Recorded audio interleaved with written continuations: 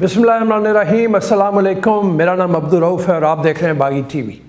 हमारे इस प्रोग्राम को देख के आप हमारे चैनल को सब्सक्राइब ज़रूर कीजिएगा, इसे लाइक कीजिएगा, दोस्तों के साथ शेयर भी कीजिएगा।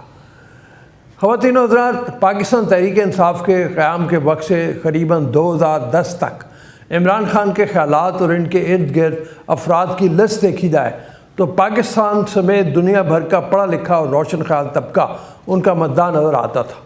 क्रिकेट की दुनिया में एक बड़ा नाम पैदा करने के बाद इमरान खान सियासत की दुनिया में भी अपने बोल्ड और ब्लंट ख़यालात की वजह से बहुत मकबूल रहे।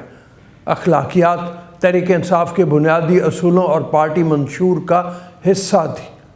आज की वीडियो में तहरीक इंसाफ और इमरान खान के माजी और हाल का तज़किरा किया जाएगा, जिसमें आपको सबसे पहले तो ये बताते चलेंगे कि इमरान खान की मौजूदा सियासी तरबियत और अखलाकियात से गिरी ज़बान, जिनको इनके सपोर्टर्स ने अब पाकिस्तानी सियासत का एक बाकायदा हिस्सा बना डाला है, इस पर मुल्की सियासतदान और इदारे तो परेशान हैं ही, मगर अब आलमी सतह पर भी इनको इसकी सज़ा देकर तहरीक इंसाफ के कारकुनों को सर्टिफाइड बद तहज़ीब और बदतमीज़ साबित कर दिया गया है। जहां आलमी इदारे फाइनेंशियल टाइम्स ने इमरान खान की माली बेज़ाब्तगियों पर मोहर ज़ब्त की और बाद इलेक्शन कमीशन ने इनको सर्टिफाइड बददियानत करार दिया, वहीं अब सऊदी अरेबिया की अदालत ने तहरीक इंसाफ के कारकुनों को बद तहज़ीब न सिर्फ करार दिया है बल्कि इनकी बद तहज़ीबी पर कार्रवाई और सज़ाएँ भी सुना दी हैं। रियासत मदीना के दावेदार असल में तौहीन हरम के जुर्म के पस पर्दा किरदार निकले।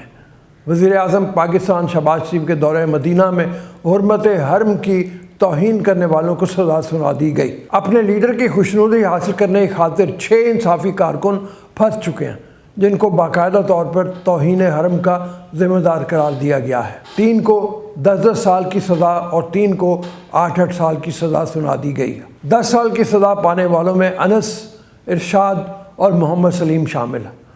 8 साल की सज़ा पाने वालों में ख्वाजा लुकमान, मोहम्मद अफजल और ग़ुलाम मोहम्मद शामिल हैं।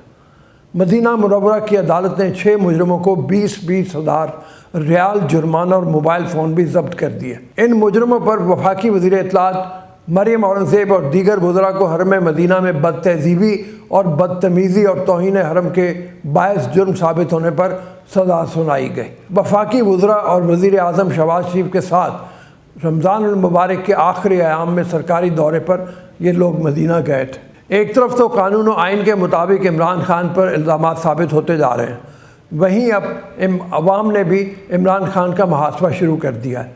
कुछ रोज़ कबल जब इमरान खान पाकपतन हज़रत बाबा फरीद के मज़ार पे गए तो उनके उर्स के मौके पर हाज़ी के लिए जब वो पहुँचे तो अवाम ने उनको घेर लिया और वही नारे जिनकी तरबियत इमरान खान ने जलसे जुलूसों में अपने कारकुनों को दी थी कि जहाँ कहीं मुखालिफ रहनुमा नज़र आएँ उसे चोर चोर कहकर मुखातिब करो, वही हरकत इमरान खान के साथ हो गई। ये इंतहाई काबिल मज़म्मत है, मगर मकाफ़ात अमल है। कुदरत का असूल है कि जो बीज बोया जाए तो काटना पड़ता है। इमरान खान के गिर्द जो लोग आज उनकी आंखों का तारा हैं, वो माजी में खान साहब के ही बकौल इनकी बंदूक की शिस्त पर नहीं नशस्त पर होते थे, मगर खुशामद परसी एक ऐसी बुरी आदत है जो कि इंसान को चट्टान जैसे असूलों से भी हिला देती है।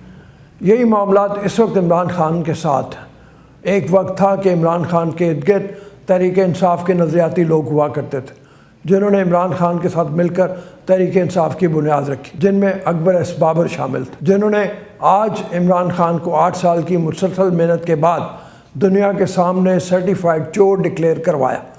और मज़ीद उनका कहना है कि 2013 से 2022 तक की माली बेज़ाब्तगियों के हवाले से भी वो रेफरेंस इलेक्शन कमीशन में फ़ाइल करेंगे। वहीं इब्तदा में इमरान खान के साथ जस्टिस वजीहुद्दीन जैसे माहिर कानून और पाकिस्तान में हर तबके की नज़र में इज़्ज़त का मकाम रखने वाले शख्स हुआ करते थे। इनके साथ फौजिया कसूरी साहिबा तहरीक इंसाफ का हिस्सा होती थी। ये तमाम लोग मौजूदा तहरीक इंसाफ में कहीं नज़र नहीं आते, क्योंकि ये चापलूस नहीं थे, ना ही अखलाकियात से आरी थे, बल्कि तहरीक इंसाफ को बनाने वाले और इसके नज़रिए को बनाने वाले थे। मगर इमरान खान कितने खुशामद परस्त इंसान हैं, इसका अंदाज़ा तो अब इनके सियासत में आने के बाद इनकी तकरीर और ख़यालात से हो जाता है।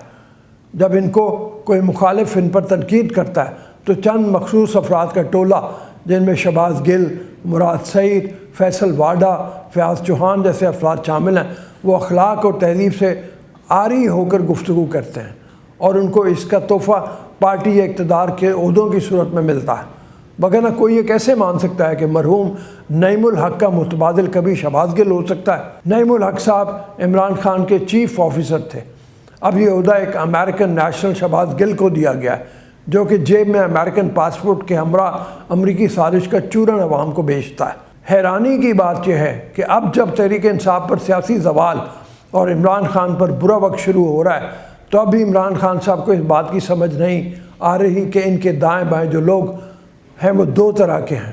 یا تو ہر 4 میں سے 5 سال کے بعد سیاسی پارٹی بدل کر نئی جماعت یا قوت کے ساتھ ہمیشہ اقتدار میں رہنے والے لوگ ہیں، جن میں فواد چودھری، شیخ رشید، اعظم سواتی، خسرو بختیار اور درجنوں ایسے نام ہیں۔ وہیں دوسری کیٹیگری ان لوگوں کی ہے جو پاکستان کے نیشنل ہی نہیں، اور جب بھی برا وقت آئے گا وہ اپنے اپنے ممالک میں چلے جائیں گے، جن میں شہباز گل، فیصل واڈا، معید یوسف، زلفی بخاری ایسے درجنوں نام موجود ہیں۔ اب یہ آوازیں تحریک انصاف کے اندر سے بھی اٹھنے لگ گئی ہیں کہ آیا کب تک پارٹی کو ان موسمی سیاستدانوں کے ہاتھ دے کر برباد کیا جائے گا؟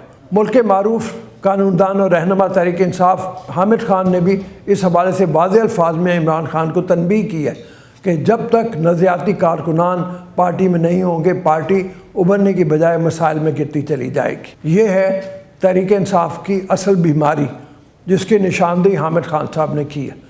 تحریک انصاف کو اپنی اس بیماری سے ہر صورت میں نجات حاصل کرنی ہے اگر وہ دوبارہ وہی مقام حاصل کرنا چاہتی ہے جو اس کو اس وقت حاصل تھا جب نظریاتی کارکن اس میں شامل ہوتے تھے۔ تحریک انصاف کب ایسے لوگوں سے چھٹکارا پائے گی جو یا تو چاپلوس ہیں یا جیسے ہم نے پہلے کہا اپنی جیبوں میں اپنے بیرونی پاسپورٹ لیے پھرتے ہیں، جو تحریک انصاف کا خاتمہ ہو تو وہ بھی بھاگ کر اپنے وطن واپس چلے جائیں۔ آج تک کے لیے اتنا ہی، ابھی اجازت دیجیے، اللہ حافظ۔ جیسے میں نے پہلے کہا ہمارے چینل کو سبسکرائب کیجیے، لائک کیجیے اور اپنا فیڈ بیک بھی ہمیں دیجیے۔ اللہ حافظ و ناصر۔